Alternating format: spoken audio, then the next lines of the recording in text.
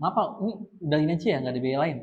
Bagi perantau-perantau, cek fisik motor, apa aja yang harus disiapin. Halo semua, balik lagi sama Erwin. Kali ini gua bakal sharing-sharing berdasarkan pengalaman gua atau yang gua ketahui, dan nama segmennya adalah sharing-sharingin. Jadi langsung aja ya. Eh, Di episode pertama ini, gue mau sharing ke kalian soal pengalaman gue cek fisik motor di luar kota dan bukan di Tangerang, kayak gitu. Jadi gue bakal sharing apa aja yang harus disiapin, kemudian waktunya berapa lama, dan seperti apa cerita lengkapnya. Langsung aja. Jadi cerita ini berawal dari keresahan gue, ya lagi di luar kota nih. Terus mumpung lagi bawa motor nih, walaupun ya nanti bisa gue bawa balik ke Tangerang pas lagi ngurus-ngurus ganti plat nomor kayak gitu. Tapi kayak uh, penasaran gitu, bisa nggak sih kalau cek fisik di luar kota, kemudian tanpa harus ngebawa si motornya tersebut ke Tangerang kayak gitu. Jadi gue nyari-nyari lah di internet, gue berselancar di internet, gue mencari-cari informasi tentang bisa atau enggak motornya nggak usah dibawa ke Tangerang, tapi tetap bisa ngejalanin prosesnya itu dengan sah kayak gitu. Dan alhasil dapatlah gua satu informasi, yaitu cek fisik bantuan. Oke, jadi cek fisik bantuan ini adalah salah satu program bagi perantau-perantau yang ingin melakukan perpanjangan pajak dan tentunya ingin melakukan cek fisik motornya atau penggantian plat nomor kayak gitu. Oke, jadi setelah gue dapat itu, apa aja yang harus disiapin, dan ada satu yang ketinggalan, BPKB, STNK, KTP. STNK dan KTP itu udah pasti banget gue bawa terus kayak gitu. Tapi BPKB ini nggak gue bawa karena gue tinggal di Tangerang kayak gitu. Jadi sekalian gue pulang ke Tangerang ketemu orang tua, gue bawa tuh BPKB kayak gitu. BPKB-nya gue bawa, dan selang beberapa hari BPKB gue bawa, gue kembali lagi ke kota gue bertugas, gue carilah samsat terdekat kayak gitu. Sampainya gue di samsat, langsung gue parkirin motor gue di area cek fisik, di zona cek fisik. Kemudian di sebelah kiri itu gue lihat ada dua loket. Yang pertama loket pendaftaran, yang kedua loket penyerahan kayak gitu. Gue bingung nih, mau ke penyerahan dulu atau mau ke pendaftaran dulu. Ya tapi kan biasanya kan pendaftaran dulu gitu kan. Ya walaupun nggak tahu lah, mungkin ada yang penyerahan dulu. Tapi kali ini gue ikut ngantri di loket pendaftaran, nggak ikut ngantri di loket penyerahan. Gue ngantri sekitar 3 atau 2 orang kayak gitu. Kemudian gue ngantri di sana, nggak lama giliran gue.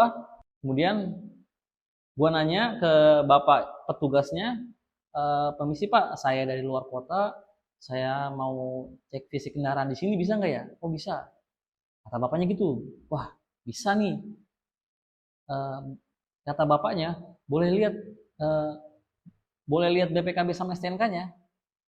Oke, hasil gue kasih lah BPKB sama STNK kayak gitu. Dan gak lupa juga dia minta lihat KTP gue. Kemudian beliau samain lah antara KTP, BPKB, dan STNK kayak gitu. Kemudian beliau mengarahkan gua untuk ke loket tadi apa ya, ke loket penyerahan ya, ke loket penyerahan. Kemudian dia Kemudian beliau ngarahin gua ke loket penyerahan. Dan di loket penyerahan itu sama, berkas gue juga dicek, dan kemudian gue dikasih, setelah selesai pengecekan barang, gue dikasih satu surat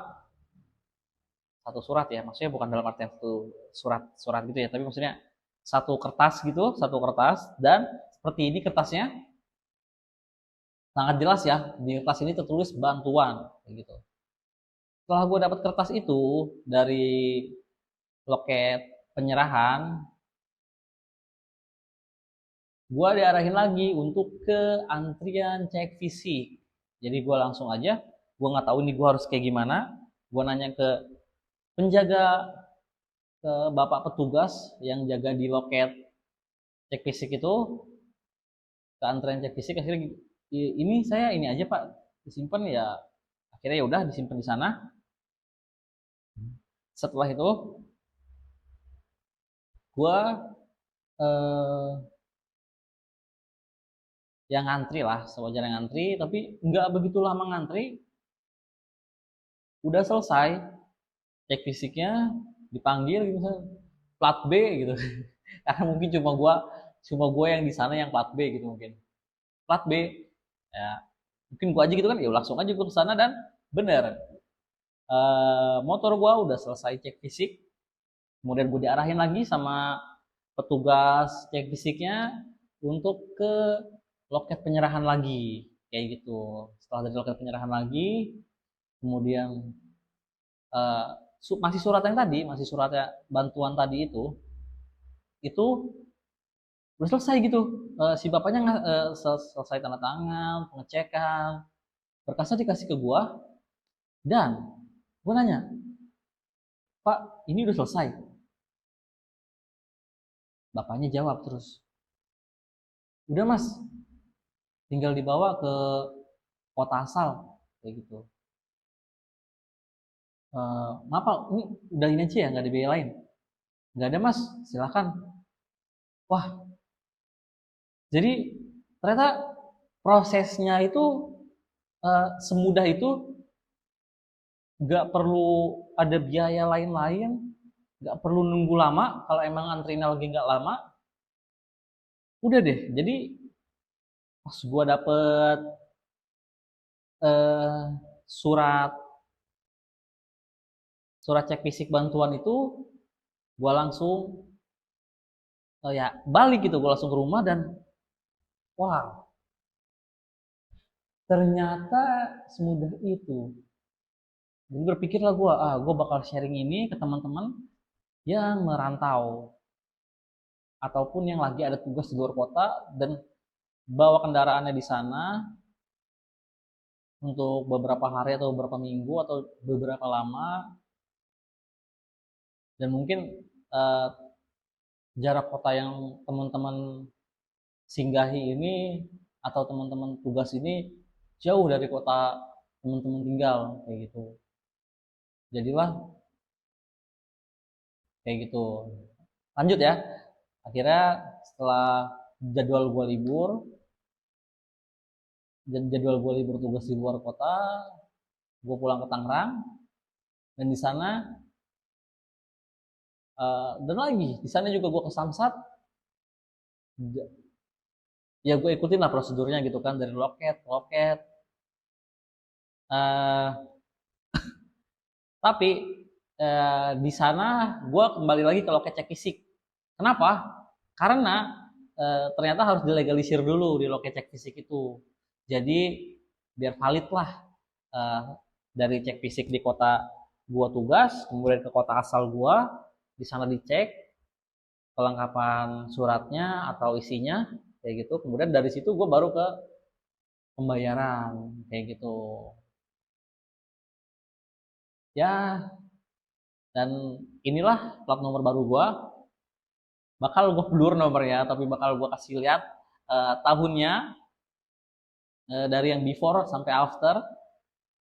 Jadi mulai episode pertama ini gue bakal banyak cerita soal pengalaman gue yang gue dapetin, yang mungkin bisa berguna buat temen-temen yang sama-sama mengalaminya.